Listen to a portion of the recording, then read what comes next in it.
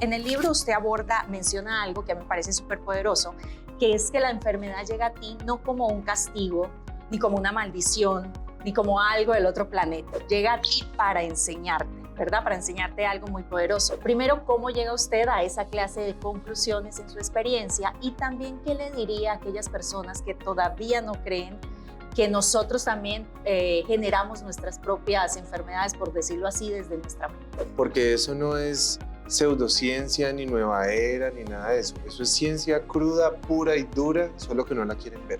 Entonces, ¿me acepta hacer un ejercicio de gimnasia cerebral breve? De una. Cuando yo diga 3, vamos a hacer el cambio, ¿sí? 1, 2, 3. Algo que me encanta de su libro, usted define el estrés como en 3 categorías. Me gustaría que nos explicara de pronto un poquito qué es ese estrés físico, mental y químico y cómo nosotros podemos detectar si estamos en cualquiera de los 3, pues. Hay que partir de la base que el estrés es necesario para el cuerpo. Correcto. ¿Tomar café o un té relajante? Café. Un café delicioso colombiano. No entiendo la gente por qué toma té.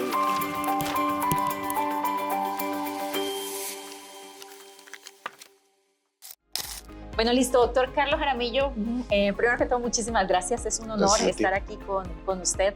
Lo sigo en redes sociales, he seguido su trayectoria, leí un poco de la enfermedad, aquella enfermedad que a mi esposo también le dio por ahí en una época. Yo entiendo el porqué a través de la misma meningitis.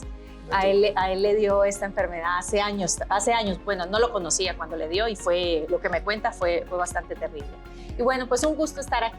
Pero antes, a mí me gusta comenzar las entrevistas de una manera diferente. Yo soy especialista en gimnasia cerebral y usted habla de la salud integral, ¿no? Cuidar mente, cuidar cuerpo, cuidar espíritu. Y yo hago actividad de gimnasia cerebral que ayuda a manejar el estrés también y a concentrarnos. Entonces, ¿me acepta hacer un ejercicio de gimnasia cerebral breve? De una. Bueno, mire, va a ser así con su mano izquierda, puede hacer así como un cachito al revés. Y estos 2 dedos van aquí, los 2 dedos, eso. Cuando yo diga 3, vamos a hacer el cambio, ¿sí? 1, 2, 3. 1, 2, 3. Ok. 1, 2, 3. Bueno, muy bien, doctor. Eso es gimnasia cerebral y ayuda con tema emocional y con tema de activación cerebral, ¿va? Okay. Bueno, pero vamos ahora aquí a la primera pregunta. En el libro usted menciona algo que me parece súper poderoso, que es que la enfermedad llega a ti no como un castigo, ni como una maldición, ni como algo del otro planeta. Llega a ti para enseñarte, ¿verdad? Para enseñarte algo muy poderoso. Pero creo yo que pocos médicos abrazan esta visión todavía. O sea, no todos abrazan esta visión de que la mente tiene una conexión con el cuerpo, estamos conectados. La pregunta sería, primero, ¿cómo llega usted a esa clase de conclusiones en su experiencia? Y también, ¿qué le diría a aquellas personas que todavía no creen que nosotros también generamos nuestras propias enfermedades, por decirlo así, desde nuestra mente? Pues lo primero es que hay investigaciones recientes que demuestran que la cabeza está conectada con el cuerpo. Todo parece, ¿sí? Es como absurdo que todavía sigan diciendo que no, es como si fueran de aquí para allá es una estructura como un muñequito de Lego y de aquí para acá es otra y no tiene nada que ver.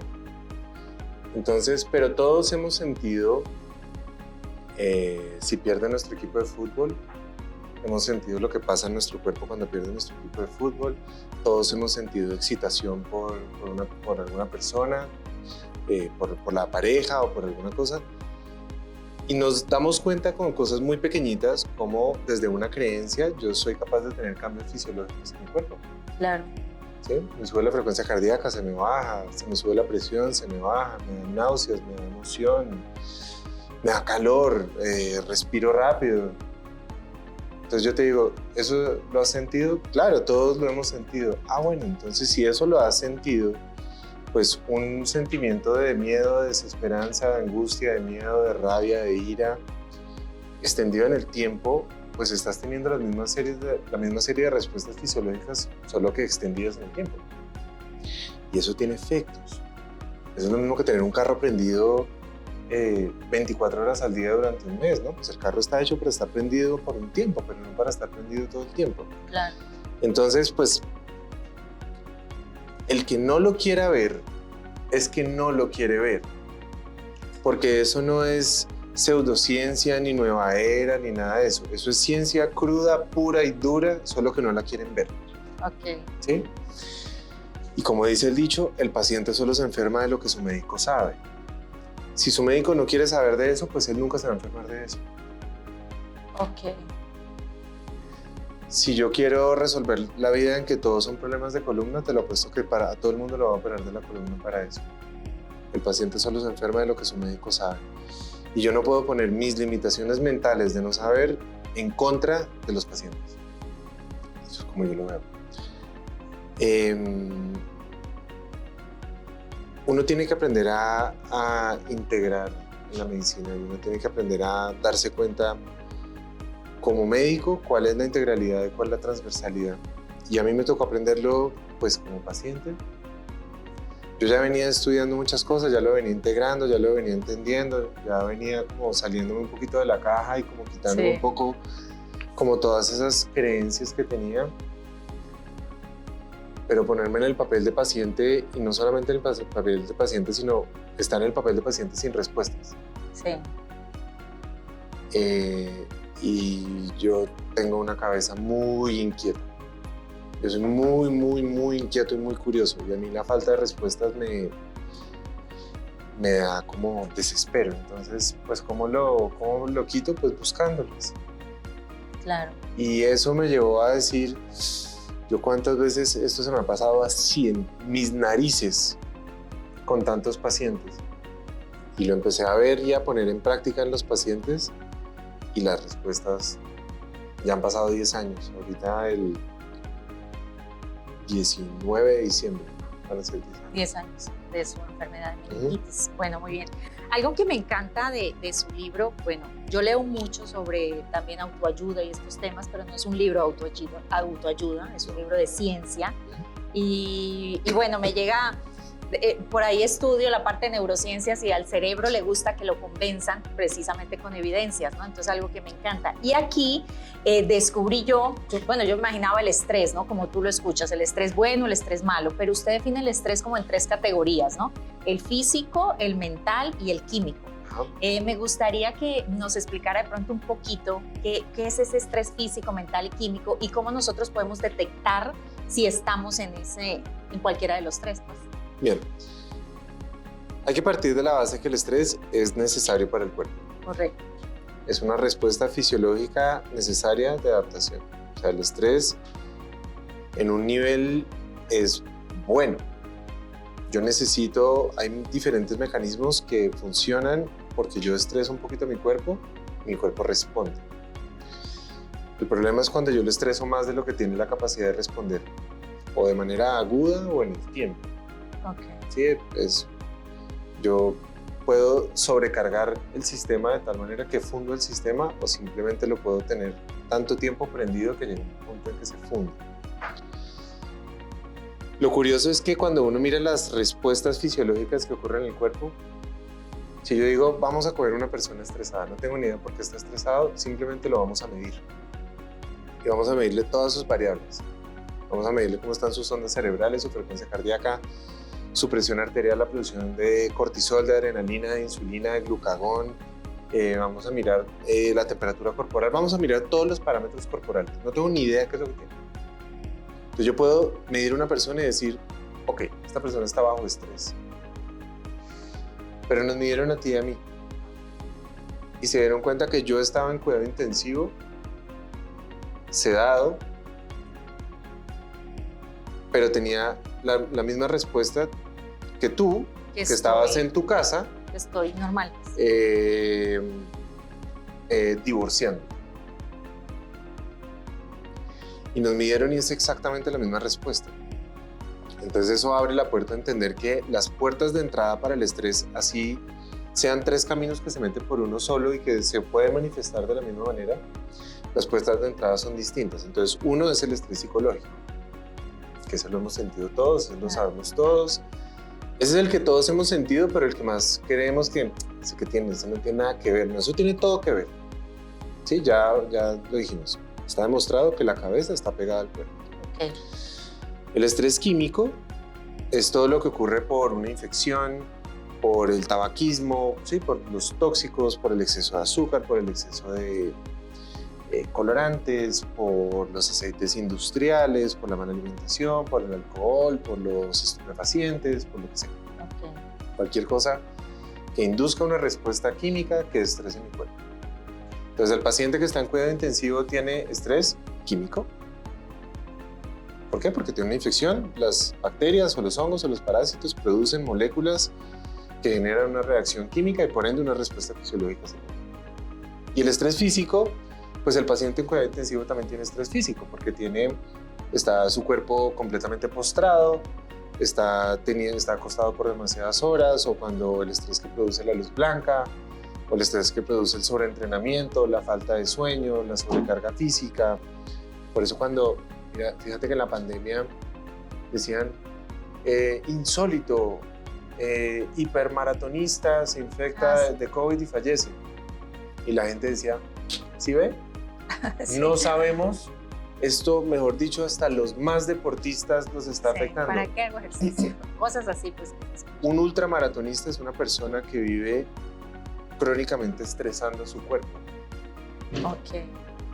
O sea, todo en exceso también es malo, hasta el ejercicio. Claro. Es que justamente el ejercicio funciona porque tú estresas a tu cuerpo y tu cuerpo responde al ejercicio.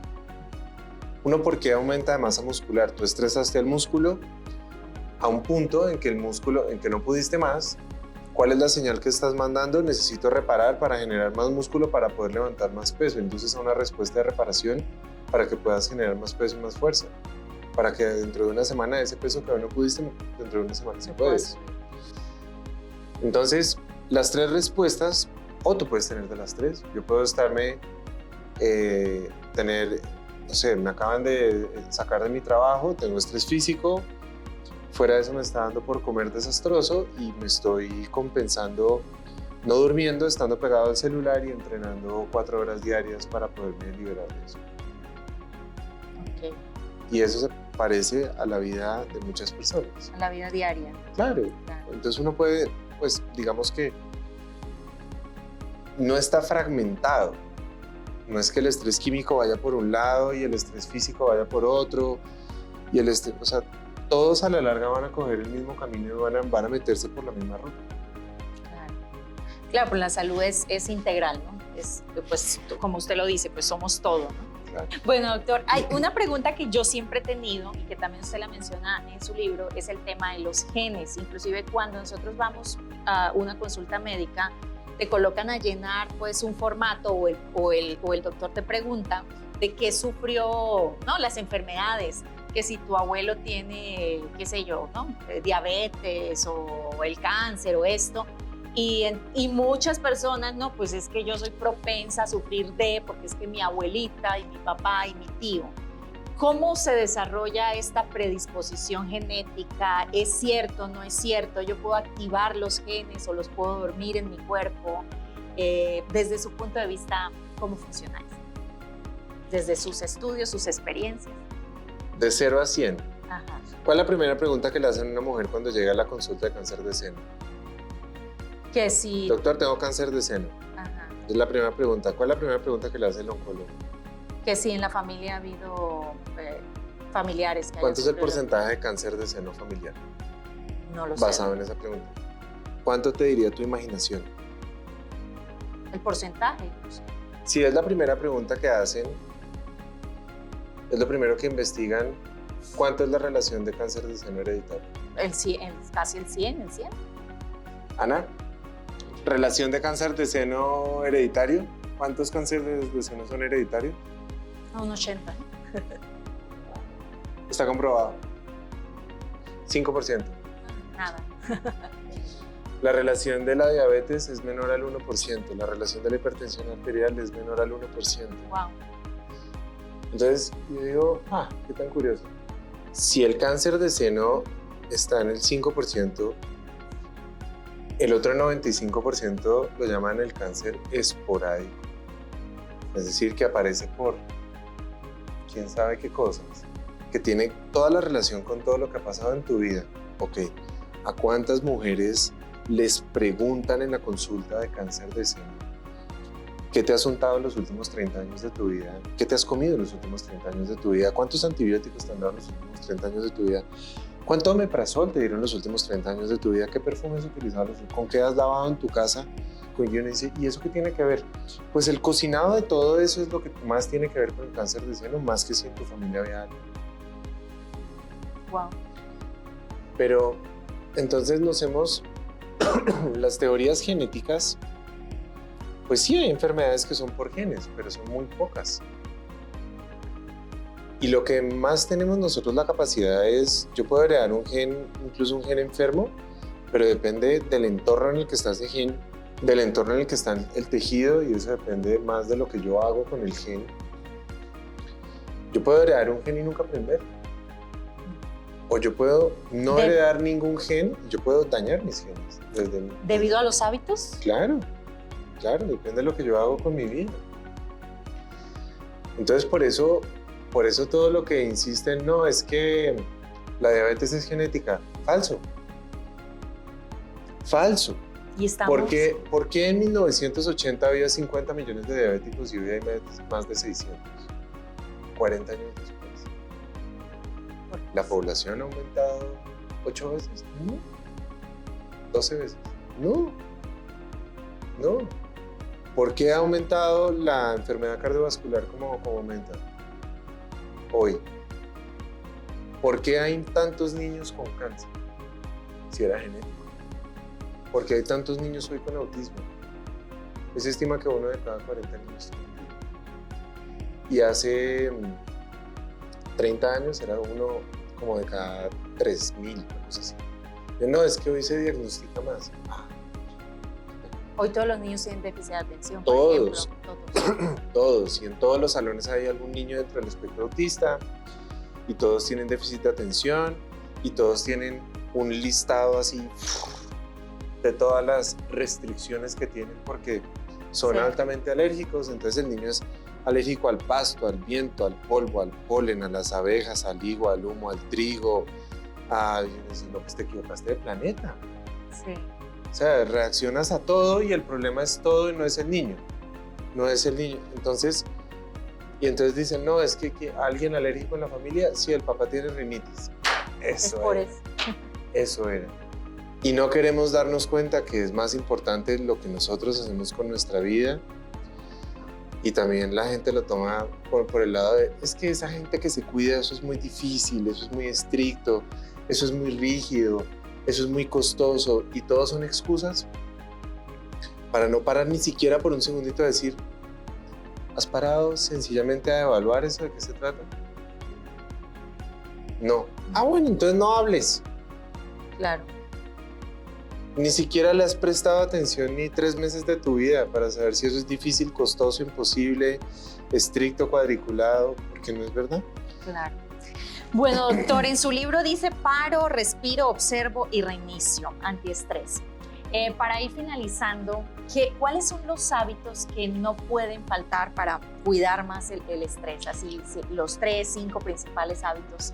A mí me gusta ponerle como a los pacientes que miren la vida como en un dashboard de 7 hábitos, y es que aprendan de su alimentación, de su actividad física, de su sueño, meditación, el manejo de relaciones, la exposición a tóxicos, y eso llevarlo dentro de un marco de disciplina. Ok, perfecto. Y voy a hacer unas pequeñas preguntas rápidas y usted elige cuál de las 2 opciones es mejor. Como por ejemplo, ¿qué prefiere? ¿Correr al aire libre o hacer yoga en casa? Correr al aire libre. Ok, ¿dormir 8 horas o una siesta de 20 minutos? Dormir 8 horas. Dormir 8 horas. ¿Desayuno grande o ayuno? No, nunca duermo 8 horas, pero quisiera. ¿Desayuno grande o ayuno intermitente? Es muy relativo. Dependiente. Sí, o sea. ¿De la persona? Cualquiera de las dos basado en el... Es que desayuno es la primera comida del día. La primera comida del día puede ser a las 12 del día. Entonces, si yo la voy a hacer a las 12 del día, pues sería bueno hacer una buena comida. La primera comida del día debe ser amplia y suficiente. Por eso comerse un huevito con una fruta no es un buen desayuno. Ok. ¿Y qué sería un buen desayuno? Algo que tenga por lo menos 40 gramos de proteína y que tenga una buena cantidad de fibra y de grasas. Entonces, por eso si la opción es comerse 2 huevos con fruta y un café, eso es muy poquito. Ok, muy bien. ¿Leer un buen libro o escribir uno nuevo? Ush. No, yo creería que leer. Leer. ¿Hay algún libro que le haya marcado su vida? Así. Muchos. El que más le marcó, los 2 que más le marcaron. ¿Y yo leo tanto que... Yo leo tanto y leo tantas cosas que... Hay libros que me han marcado mi vida en diferentes momentos de mi vida y que... Pero yo creo que el libro que más he leído y que más he releído es El poder de la hora. Okay. De Cartoles. Pero un libro que me...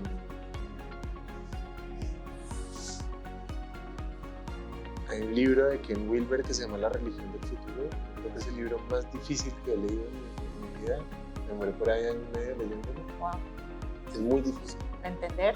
Sí, muy difícil de entender, muy difícil de integrar y muy difícil de es como procesarlo. Como una cuesta para arriba. Pero ese libro me acabó completamente con mi religiosidad. Yo ya venía como soltando mucho mi religiosidad, pero me explotó mi espiritualidad. Wow. La religión del futuro. La religión de del Ken futuro. Wilber, sí, es un psicólogo gringo muy, muy, muy interesante. Pero no podría decir nunca un único libro que... No. Por eso te digo, el que más he releído es El poder de la hora. Ok, muy bien. ¿Un retiro de meditación o unas vacaciones activas? No, unas vacaciones activas. Ok. ¿Tomar café o un té relajante? Un café. Un café delicioso colombiano. Yo no entiendo la gente por qué toma té. Sí. No, el té es tan aburrido que le tienen que poner nombres ahí todos, ulongi, blungi, unas cosas. O sea, es tan aburrido. No. El café es café y punto. Sí, un buen café. Es delicioso. ¿Meditar al amanecer o al atardecer? Al amanecer. Al amanecer, muy bien. ¿Cocinar en casa o comer en un restaurante saludable? No, cocinar en casa toda la vida. Cocinar en casa, bueno. ¿Un desayuno nutritivo con calma o comenzar el día con un vaso con agua y directo al movimiento? Directo al movimiento. Directo al movimiento, perfecto. Bueno, doctor, pues muchísimas gracias. Gracias a ti. Me encantaría quedarme aquí horas y horas y horas. Muchísimas dudas, pero lo recomiendo. La verdad que no es porque esté aquí con usted, honestamente. Soy lectora, leo aproximadamente un libro a la semana, me esfuerzo para eso, me encanta todo este tema y este ha sido uno de los mejores libros que he leído este año. Gracias. Me encanta porque, bueno, lo explica muy bien y creo yo que es una buena guía para comenzar con excelentes hábitos. Yo también me curé una enfermedad supuestamente incurable según la medicina por causa de un libro y por eso pues promuevo muchísimo la lectura. Qué maravilla. ¿Okay? Entonces muchísimas gracias y bueno, ya saben, del doctor Carlos Jaramillo, Antiestrés. Gracias. Gracias.